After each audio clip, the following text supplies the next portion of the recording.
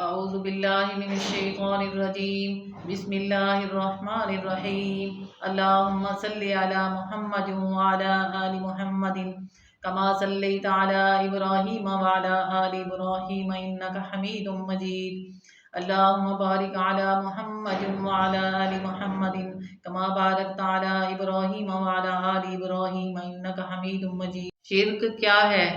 شرک کیا ہے؟ اللہ کے سوا کسی کو معبود بنانا، اللہ کے سوا کسی اور کی پرستش کرنا، اللہ کے سوا کسی اور کو پکارنا اور اس کی ذات اور صفات میں کسی اور کو شریک کرنا شرک ہے۔ شرک کا قرآن پاک میں ذکر ہے کہ شرک ظلم عظیم ہے، اللہ اس گناہ کو معاف نہیں کرتا۔ جب اتنے بڑے گناہ کی معافی نہیں تو ہر مسلمان مرد اور عورت کو اچھی طریقے سے غور کرنا چاہیے۔ ہر مسلمان کو سورۃ اخلاص کا علم ہے، اس کو ایک مرتبہ پڑھنے سے 1/3 قرآن پاک پڑھنے کا ثواب ہے۔ قل هو اللہ احد اللہ الصمد لم یلد ولم یولد ولم یکن لہ کفوا احد۔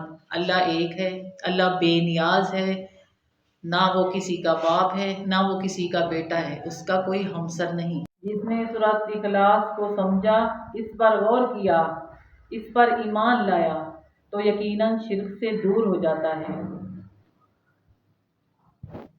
ہمیں چاہیے کہ ہم خود بھی شرک سے بچیں، اپنے اہل و عیال، عزیز و اقارب اور باقی لوگوں کو بھی شرک سے دور کرنے کی کوشش کریں اور ان کو شرک کے سمندر میں ڈوبنے سے بچائیں۔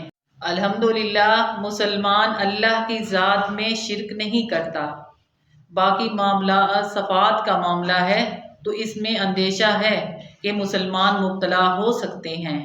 اب غور کرنے کی بات ہے، ایک انسان کسی کے رزق میں مدد یا پریشانی دور کرنے کا سبب تو بن سکتا ہے مگر خود رزاق اور مشکل کشا نہیں بن سکتا، کیونکہ اس انسان کو بھی تو کوئی اور رزق دے رہا ہے اور وہ اللہ کے برابر ہرگز نہیں ہو سکتا۔ مائیں، بہنیں، بیٹیوں، ہمارے معاشرے میں عام طور پر رزق کی بندش، رشتوں وغیرہ کے بارے میں ہم اکثر غلط فہمی کا شکار ہو جاتی ہیں اور ہمارا اعتقاد یہ بن جاتا ہے کہ ہماری قسمت میں تو یہ چیزیں ہیں مگر جادو ٹونے والوں نے یہ ہمارے کام رو کے رکھے ہیں، اور اس کا آسان مطلب یہ ہے کہ ان کی طاقت نعوذ باللہ اللہ سے زیادہ ہے، یعنی اللہ تو ہمیں یہ انعامات دینا چاہتا ہے لیکن ان طاقتوروں نے رو کے رکھا ہے، تو اس سے بچیں، یہ بھی شرک ہے۔ اللہ پر بھروسہ کریں اور اللہ ہی کارساز اور بگڑی بنانے والا ہے۔ آخر میں گزارش ہے کہ ہم خود بھی اپنے تمام چاہنے والوں کو شرک و بدعات سے بچائیں۔ آمین ثم آمین۔